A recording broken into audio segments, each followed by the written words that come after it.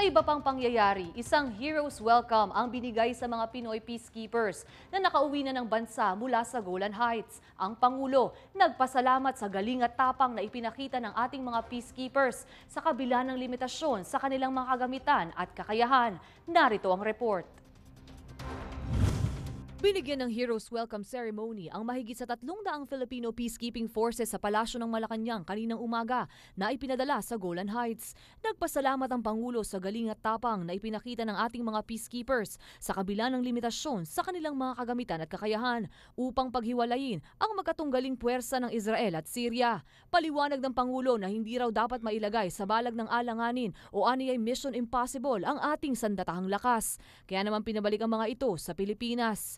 Dahil nga hindi maliwanag ang misyon na itinalakay sa atin o ibinigay sa atin.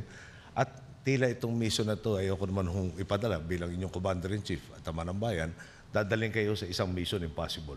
Hindi natin pinapasukan yan. Sa ngayon, hinihintay ng Pangulo ang investigasyon ng United Nations tungkol sa nangyaring insidente. At ito raw ang magiging basihan kung makikisama pa ang Pilipinas sa ibang mga pangangailangan ng pandaigdigang komunidad. Ginawad mismo ni Pangulong Benigno Aquino III ang 2 Distinguished Service Medal kina UNDOF Chief of Staff Colonel Ezra James Enriquez at kay Contingent Commander Lieutenant Colonel Ted Damusmog. Gold Cross Medal naman para kay Captain Nilo Ramones at sa 8 pang sundalo. Matapos ang Heroes Welcome, magbabakasyon ng nasabing mga sundalo ng 15 araw upang makapiling ang kanilang mga pamilya. Pagkatapos ito, muli silang sasabak sa training para sa pagdating ng Pope ng Vatican at mga pinuno ng APEC Summit sa 2015.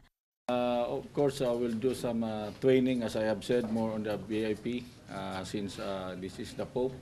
And more on law enforcement, of course, together with the Philippine National Police. So that's the kind of training most probably that we're going to undertake in the coming months ahead. Ako ang inyong kaibigan, Marge Wamar para sa Newsline.